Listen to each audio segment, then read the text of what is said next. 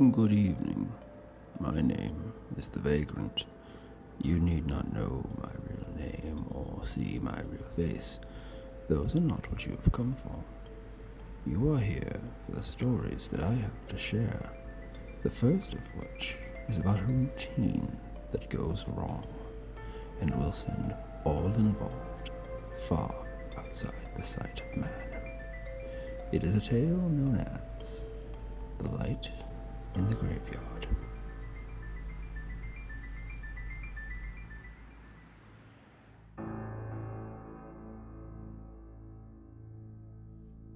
Everyone has a routine.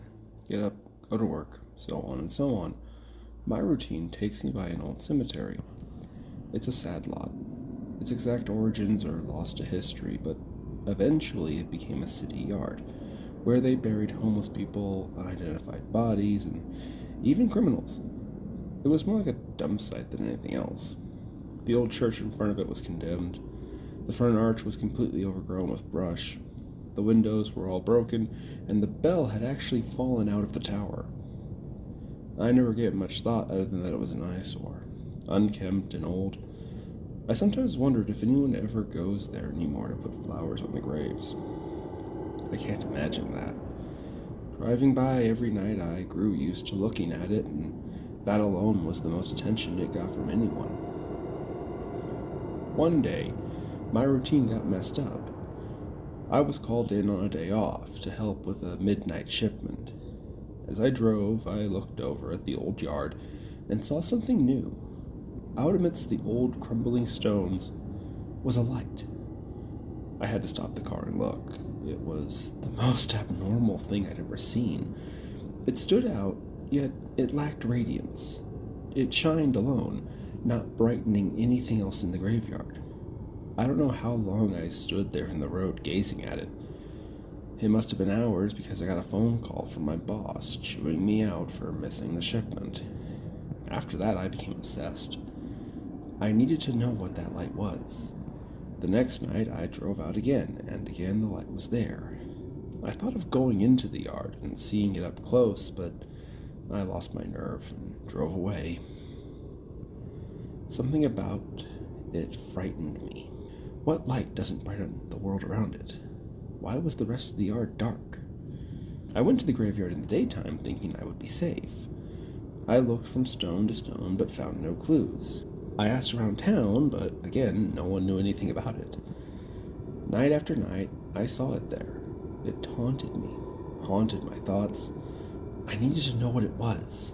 So a friend and I braved the night hours and entered that forgotten field. Armed with flashlights, we split up to search. I had learned when the light would be there, so we came before that in hopes to see its source. My investigation was cut short, however, when my friend screamed from the other side of the graveyard. He came running at full speed from behind a tree, shouting and rambling.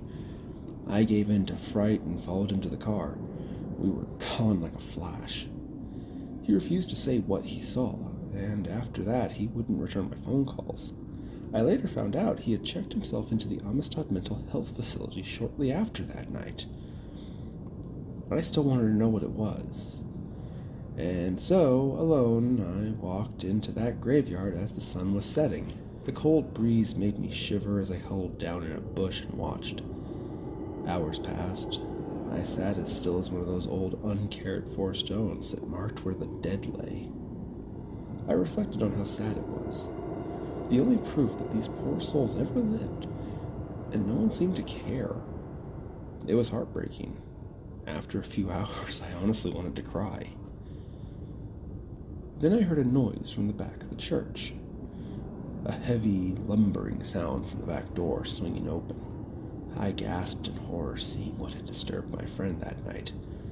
It wisped through the air, just off the ground, like a fog or mist, though it was human in shape, draped in what looked like rags and tattered bandages. Its flesh, if you could even call it that, was ugly and discolored. It lowered itself down to sit in the yard and pulled a flute from within its disgusting body. The thing softly started to play. I finally saw that light coming up from the ground in front of it. It played a morbid tune as specters and phantoms rised out of the light. Soon they danced and pranced around the thing.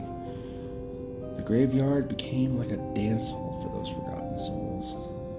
I crawled from my hiding place, inching closer to that monstrous musician, though I can't say why. The ghosts paid me no attention as they enjoyed the music, while I reached out a trembling hand towards that thing. But as I did, it looked at me. The ghosts stopped and watched as it stopped playing to stare at me. Its eyes were dull and colorless. Its face was misshapen and repulsive.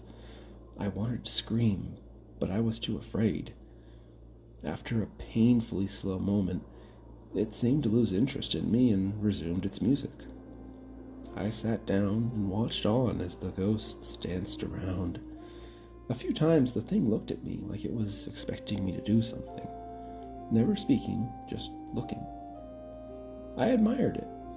No one else seemed to care about these ghosts or their crumbling markers.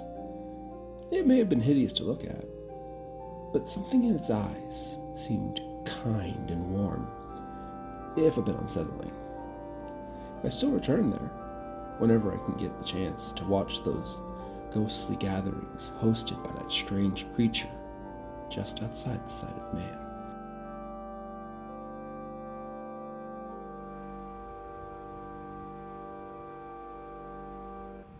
Donect itorum convenient.